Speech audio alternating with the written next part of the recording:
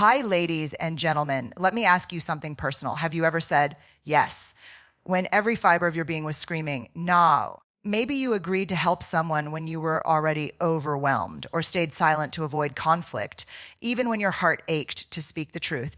If that sounds familiar, you're not alone. Today's world often glorifies business, self-sacrifice, and being available to everyone but yourself. But here's the truth. Constantly putting others' comfort above your own needs doesn't make you kind. It makes you resentful, exhausted, and disconnected from your authentic self. This video is about something most of us were never taught, yet deeply need: how to set boundaries without guilt and the courage it takes to say no. When you set a boundary, you're not being rude, selfish, or cold. You're honoring your values. You're choosing to respect your time, your energy, and your emotional well-being. You're choosing peace over people pleasing. And that's a brave thing to do. In this session, we'll explore 5 powerful truths about boundaries, what they really mean, why they trigger guilt, and how to build the emotional strength to hold your ground even when others push back, understanding what boundaries truly aired when people hear the word boundaries. They often imagine walls, distance, or rejection. Some associate boundaries with conflict, while others think of them as something only assertive or difficult people use.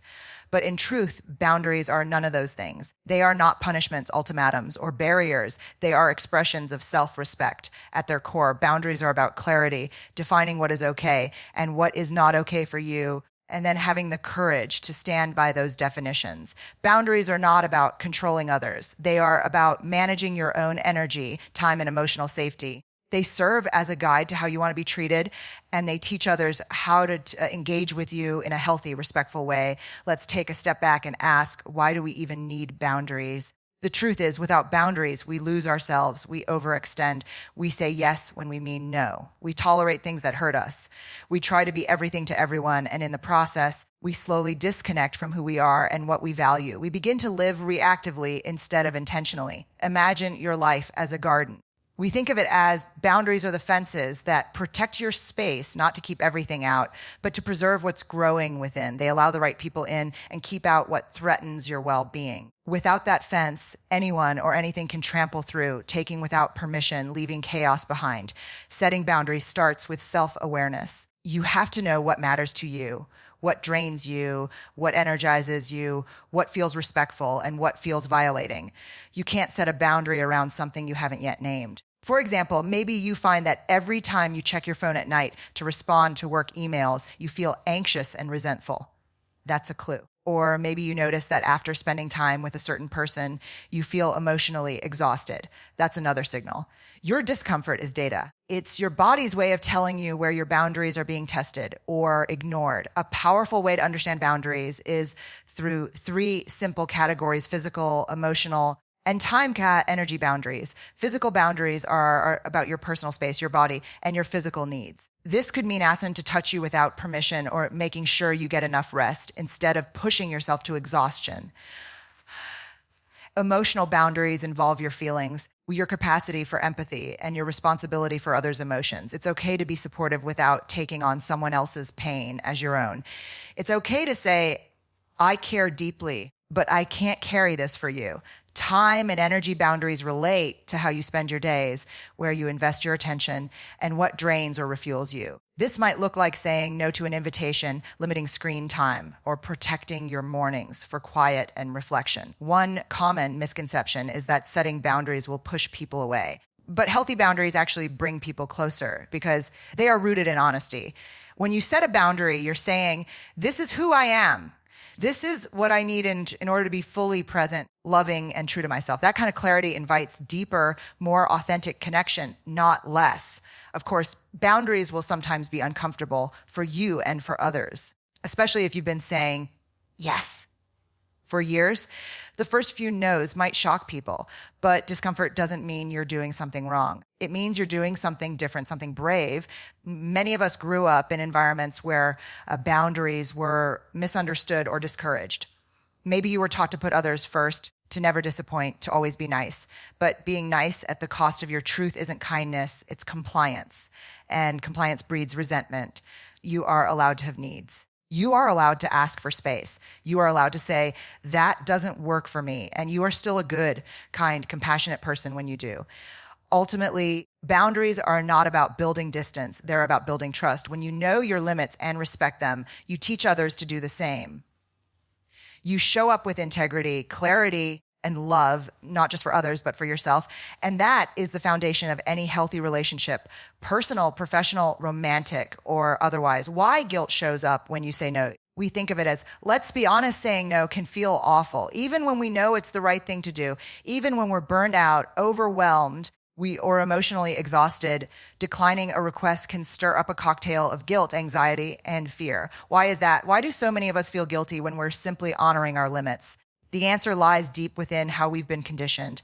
From a young age, many of us were taught that being a good person means being agreeable, helpful, and self-sacrificing. Saying yes was praised, rewarded, and admired. Saying no was often seen as selfish, rude, or unkind. We absorbed this message, sometimes silently, and it planted a seed. My worth is tied to how much I do for others. This belief is dangerous because it disconnects us from our own needs. It teaches us that other people's comfort is more important than our boundaries. It tells us that disappointment is a disaster and that being liked is more valuable than being honest. When guilt shows up after setting a boundary, it's not because you've done something wrong. It's because you've violated an old internal rule, one that was probably never truly yours to begin with. That rule might sound like saying no means I'm letting people down. If I don't help, I'm not a good friend. They'll think I'm selfish or cold. If I don't show up for everyone, I'm not enough. These beliefs are rooted in fear of disapproval, fear of conflict, fear of abandonment. And guilt becomes the emotional alarm bell that rings when we start to challenge them. But here's the truth: guilt is not always a reliable indicator of wrongdoing. Sometimes guilt is just a sign that you're growing. It's a sign that you're unlearning toxic patterns of overfunctioning and self-neglect. You're stepping into a new version of yourself, one who values honesty over harmony, one who chooses authenticity over approval. Guilt shows up not because you are bad, but because you are brave. Let's break it down even further. Guilt can be divided into healthy guilt and unhealthy guilt. Healthy guilt happens when you've actually done something that violates your own values. For example, if you lied to a friend or broke a promise, the guilt you feel is a signal to take responsibility and make amends. Unhealthy guilt, however, occurs when you've done something perfectly reasonable, like resting, saying no, or protecting your peace, but you still feel like you've done something wrong. That kind of guilt is rooted in unrealistic expectations, people-pleasing, or shame-based conditioning. When you begin setting boundaries, expect unhealthy guilt to show up. It doesn't mean you're doing it wrong. In fact, it often means you're doing it exactly right. Let's say you decline an invitation because you need rest. The guilt might whisper, you're lazy, or they'll be disappointed. But if you pause and reflect, you'll realize that resting is not lazy. It's wise. And other people's disappointment is not a crisis. It's just a normal part of human interaction. Here's something powerful to remember. Someone else's feelings are not your responsibility. You are responsible for your energy, your truth, and your integrity. You can be kind and still say no. You can be loving and still walk away. You can be compassionate and still protect your boundaries. Instead of fighting guilt, start getting curious about it. Ask yourself, where is this guilt coming from? Whose voice am I hearing in my head right now? Am I betraying my values or just someone else's expectations? Often you'll find that the guilt isn't even yours. It belongs to a past version of you trying to stay safe through approval. You can thank that version for trying to protect you and gently release the guilt that no longer serves you. Another helpful practice is reframing. Instead of thinking, I feel guilty for saying no, try, I'm proud of myself for honoring my needs.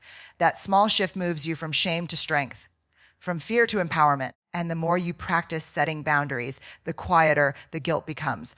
Over time, you begin to build a new inner narrative, one that says, I don't have to be everything to everyone. One that says, my needs matter too. One that says, saying no is an act of self-respect. So the next time guilt shows up when you set a boundary, don't let it stop you. Let it remind you that you are stepping into a more honest, grounded version of yourself. Let it remind you that guilt is not the voice of your truth. It's just the echo of old expectations, and you are allowed to outgrow them. How to identify your limits with clarity? Setting boundaries begins with knowing your limits, but that's often the hardest part. In a fast-paced world filled with distractions, demands, and external pressure, Many of us have lost touch with where our no begins and our yes ends. We override discomfort, push through exhaustion, and silence the small inner voice that's trying to say, this doesn't feel right. To set boundaries, you first have to recognize them. And that requires self-awareness, attunement, and the willingness to listen, really listen to yourself. Let's start with a simple truth. Your body knows your limits before your mind does. Long before you verbalize a boundary, your nervous system gives you signals. You might feel tightness in your chest when someone crosses a line, a pit in your stomach when you say yes to something you didn't want to do, a wave of anxiety when your phone rings with a request you're not ready to answer. These physical sensations are not random. They're your body's wisdom built in signals alerting you to emotional or energetic overload. So one of the most powerful ways to identify your boundaries is to start paying attention to your body. Notice how you feel around certain people, places, and situations. Are you energized, grounded, and open, or do you feel drained, tense, and resentful? That emotional data is your guide. Let's break this down into 3 core areas where personal boundaries often get blurry and how to clarify them. 1, emotional boundaries. These involve your feelings, emotional labor, and how much you allow others to influence your emotional state. You might need clearer boundaries if you feel responsible for fixing others' emotions. You're constantly absorbing other people's pain or drama. You feel guilty for having emotions or needs of your own. To identify your emotional limits, ask yourself, what conversations leave me feeling emotionally raw or depleted? Where do I feel the need to shrink or suppress my feelings? When do I overextend myself emotionally? And why? The answers will help you define where you need more space or protection. 2, time and energy boundaries. This is about how you spend your time, where your attention goes, and how much you give to others compared to yourself. You might need better limits if your calendar is full, but your soul feels empty. You say yes immediately, even when your gut says no. You regularly sacrifice rest, hobbies, or solitude to please others. Try asking, what parts of my day feel rushed, pressured, or stolen? When do I feel resentful after committing to something? What activities light me up? And which ones drain me? Start making small changes. Protect 1 hour a day just for you. Say no to things that don't align with your values. Give yourself permission to cancel or reschedule when necessary. 3, physical and environmental boundaries. This refers to your personal space, your surroundings, and how others interact with your physical world. Signs your physical boundaries are being crossed. You feel uncomfortable when someone touches you without asking. You tolerate noise, mess, or chaos that overwhelms your senses. You allow people into your space even when you need solitude. Ask yourself, when do I feel the most physically at ease and safe? What spaces drain me and which ones recharge me? Who respects my space and who doesn't? Once you recognize where your limits are, the next step is to name them clearly and without apology. You don't have to explain or defend your boundaries to everyone. You simply have to be honest with yourself and then communicate your needs with clarity and compassion. For example, I'm not available for phone calls after 8 p.m. I need to think about that before I commit. This conversation feels overwhelming. I'd like to pause it here. These aren't just polite refusals. They're declarations of self-respect. They show the world how you expect to be treated, and they teach you to treat yourself with the same level of care. Clarity also means recognizing the difference between a request and an expectation. When someone asks for something, you're allowed to say no without guilt. But many of us confuse someone else's urgency with our responsibility. Clarity gives you the power to pause, assess, and respond from a place of intention, not reactivity. Here's a powerful reframe. Instead of thinking of boundaries as rejection, think of them as direction. You're not pushing someone away. You're guiding them into a healthier way of being with you. You're creating structure that allows connection to thrive, not crumble. When you know your limits, your yes becomes more powerful. It's no longer a knee-jerk reaction. It's a conscious choice. And your no isn't a rejection of others. It's an act of protection for yourself. Identifying your limits with clarity doesn't happen overnight. It's a process of noticing, reflecting, adjusting, and honoring your own truth over and over again. But with each boundary you uncover and uphold, you move closer to the life you were meant to live, one that honors your needs, your peace, and your deepest sense of self. Scripts and strategies for setting boundaries with compassion. So far, we've talked about understanding boundaries, the guilt that often comes with setting them, and how to recognize your personal limits. Now comes the part that most people fear the most, speaking the boundary out loud. Setting a boundary can feel intimidating. Maybe you fear upsetting someone, being misunderstood, or coming across as rude or selfish. The truth is, setting boundaries doesn't have to be harsh or confrontational. In fact, the most effective boundaries are delivered with clarity, calm, and compassion. Let's begin with this foundational truth. You can be kind and still say no. You can be respectful and still choose yourself. Boundary setting is not about being cold. It's about being clear. Many people avoid setting boundaries because they don't know how to say it. They fumble with words, over explain, or soften their truth so much that the message gets lost. That's why having scripts and strategies ready can be a game changer. Think of these not as rigid formulas, but as starting points, ways to communicate your needs with confidence and care. Let's break this down into a few key strategies, followed by simple scripts you can use in real life scenarios. Strategy 1, use the I statement. I statements help you take ownership of your needs without blaming or accusing others. They reduce defensiveness and create space for honest communication. Example scripts. I feel overwhelmed when I don't get quiet time in the evening, so I'm going to turn off my phone after 8 p.m. I need to recharge this weekend, so I won't be able to attend the gathering. Notice how the focus stays on your feelings and needs, not on the other person's behavior. This makes it easier for the boundary to be heard. Strategy 20, be clear and concise. You don't have to give a long explanation. In fact, over-explaining often invites negotiation or guilt. Simplicity is powerful. Example scripts. I'm not available for that. That doesn't work for me. Thanks for thinking of me, but I'll have to pass. Clear boundaries don't need a reason to be valid. Your no is enough. Strategy 30, offer alternatives when appropriate. Sometimes you want to set a boundary and maintain a connection. Offering a compromise or alternative can help. We example scripts. I can't meet tonight, but I'd love to catch up over coffee next week. I'm not available to help with that project, but I can recommend someone else who might be. This shows respect for the other person's need while still honoring your own. At strategy 40, use the broken record technique. If someone keeps pushing, repeat your boundary calmly and consistently. Avoid the trap of defending or justifying. An example, dialogue them. Come on, it's just one night. I hear you, but I've made a commitment to rest tonight. Don't be too boring. I understand, but I've decided to stay in. No need to escalate. Your repetition reinforces the boundary and shows that you're grounded in your decision. And strategy 50, anticipate emotional reactions and hold steady. Sometimes the hardest part isn't saying the words, it's staying calm when the other person reacts. They may feel disappointed, hurt, or even angry. This doesn't mean you've done something wrong. When that happens, remind yourself the reaction is not my responsibility. Discomfort is part of growth. I am allowed to protect my peace. You're not responsible for managing others' feelings. You are responsible for showing up truthfully and respectfully. Bonus boundaries at work, home, and in friendships. Here are quick scenario-based scripts to fit different areas of life, the workplace. I'm currently at capacity and won't be able to take that on. Let's revisit next week. A family, I appreciate your concern, but I'd prefer not to discuss my relationship right now. A friendship, I love spending time with you, but I need some quiet space this weekend to recharge. Each of these responses is simple, honest, and respectful. And most importantly, they center your needs without shame or guilt. With the energy behind your words, remember, tone matters. You don't have to sound angry or defensive to be firm. Boundaries delivered with love are still boundaries. You're calm. Steady presence sends a powerful message. I know what I need. I'm not here to argue. I'm here to honor myself. And the more you practice, the more natural it becomes. At first, we think of it as your voice may shake, your heart might pound. That's okay. Every time you speak a boundary out loud, you build self-trust. You teach yourself, I matter. My needs matter. My truth matters.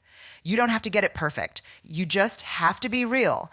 And that kind of honesty changes everything. Staying firm without shame, building boundary resilience. Let's be clear, setting a boundary is just the beginning. The real challenge often comes after, when people react. Some may be confused, hurt, surprised, or even angry. Others might test the line you drew. That's why it's not just about setting boundaries. It's about holding them, especially when it gets uncomfortable. This is where boundary resilience comes in. Boundary resilience is the ability to stay rooted in your truth, even when others push back. It's the emotional strength to uphold your limits without shrinking into shame, guilt, or second guessing. And like any kind of strength, it grows with practice. But here's the truth. People who benefited from your lack of boundaries might not celebrate your new ones. That friend who always relied on you to listen for hours may feel disappointed when you say, we can't talk right now. Can't talk, or the coworker who used to dump extra work on your desk might get frustrated when you start saying no. Even family members may feel unsettled when you begin to shift the dynamic they've come to expect. This doesn't mean you've done something wrong. It means you're changing the terms of the relationship from one of silent self-sacrifice to one of mutual respect. When those reactions come, your first instinct might be to cave in, to smooth things over, or to doubt yourself. But this is the moment to pause, and ground yourself. Remind yourself, it's not my job to keep everyone comfortable. It's my job to stay honest with myself. And staying honest means holding your boundary even when it feels awkward. So how do you do that? Let's walk through a few core principles of boundary resilience. 1, normalize the discomfort feeling uncomfortable after setting a boundary is normal, especially if you're new to it. You might feel nervous, guilty, or uncertain. That's okay. Discomfort is not a sign that you're doing something wrong. It's a sign that you're growing. You're stretching out of the familiar pattern of people pleasing into something more honest. You don't have to wait until you're 100% confident to set or hold a boundary. Courage comes first, confidence follows. 2, don't explain too much. One of the most common mistakes people make is over explaining their boundary in an effort to avoid conflict or make others feel better. But remember, boundaries are about clarity, not justification. When you explain too much, you invite negotiation. When you keep it simple and direct, you reinforce the boundary. Instead of, I'm so sorry, we think of it as, I know I said I'd come, but I'm just so tired and I feel really bad and maybe I can reschedule, try. I won't be able to make it tonight, but I hope it goes well.